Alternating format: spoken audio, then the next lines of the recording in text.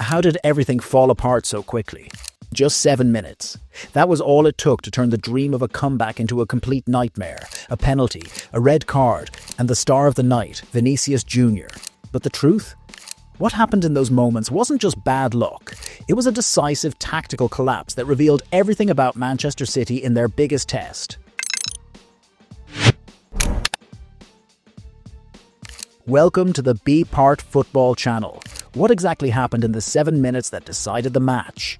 Just over 16 minutes into the game, Arda Güler picked up a loose ball in his own half and began a calm spell of possession deep in their territory, with Courtois also involved. In the 17th minute, Federico Valverde injected some pace into the move, carrying the ball beyond the halfway line before threading a pass through City's defence for Vinicius Jr to chase.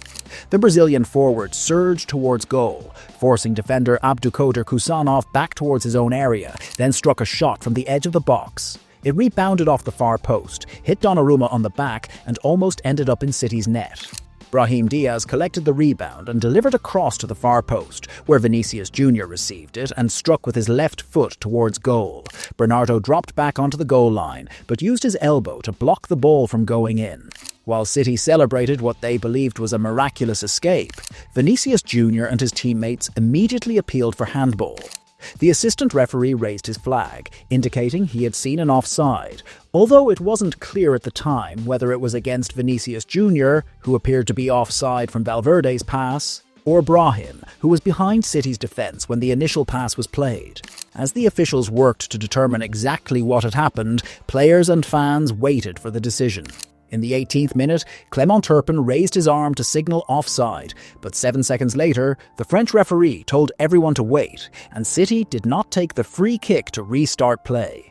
At 19 minutes and 14 seconds, Turpin signalled that he would review Bernardo's action on the pitch-side monitor, indicating there was no offside and that he would check for a handball. He quickly pointed to the penalty spot and showed the Portuguese player a red card. Vinicius Jr is the one who has the last laugh.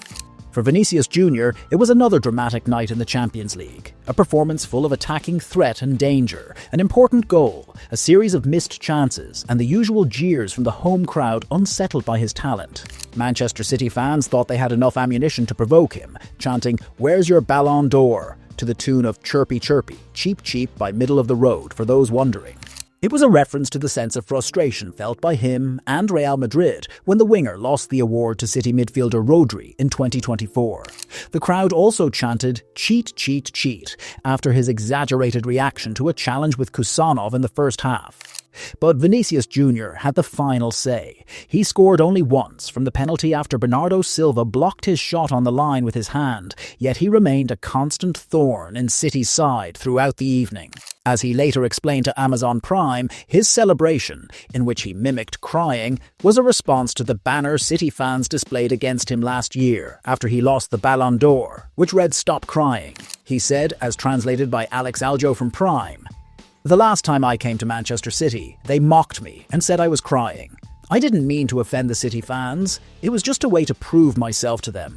How did Guardiola change things? Manchester City's initial lineup was as attacking as possible, featuring what is considered their most effective forward line, including Jeremy Doku, Haaland and Ryan Cherki.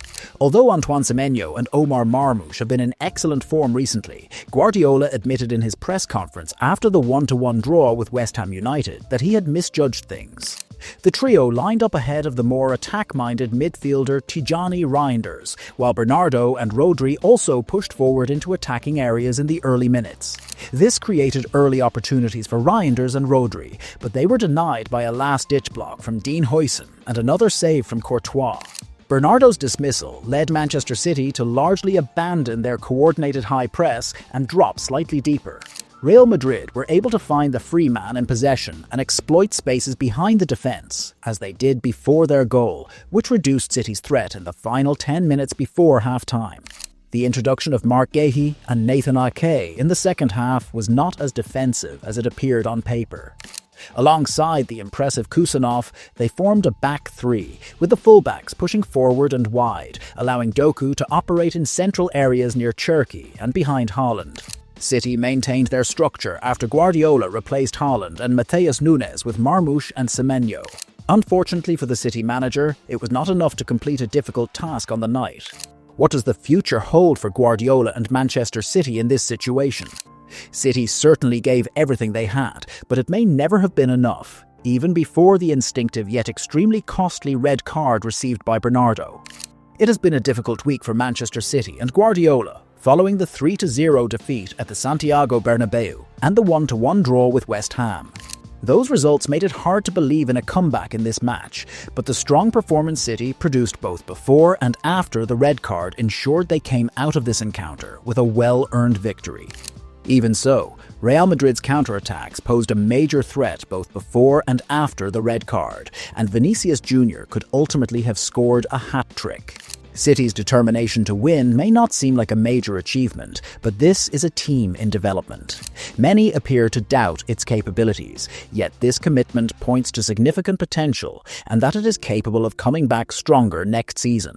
If Guardiola believes that as well, he may yet see out the final year of his contract. How the mood has changed in Madrid. A sense of gloom and pessimism filled the Bernabeu before the first leg, after Real Madrid's star players and their new manager were jeered during a 1-0 defeat to Getafe in La Liga in their previous match.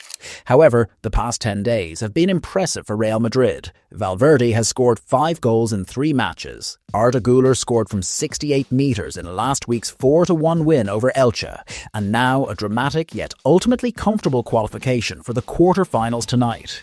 Everyone at Real Madrid is delighted to have beaten Manchester City, especially at the expense of former Barcelona player and manager Pep Guardiola. They are also aware that the winner of this tie has often gone on to claim the title in recent years: Real Madrid in 2022, Manchester City in 2023, and Real Madrid in 2024. Arbeloa kept his tactics simple in both legs, but his players responded.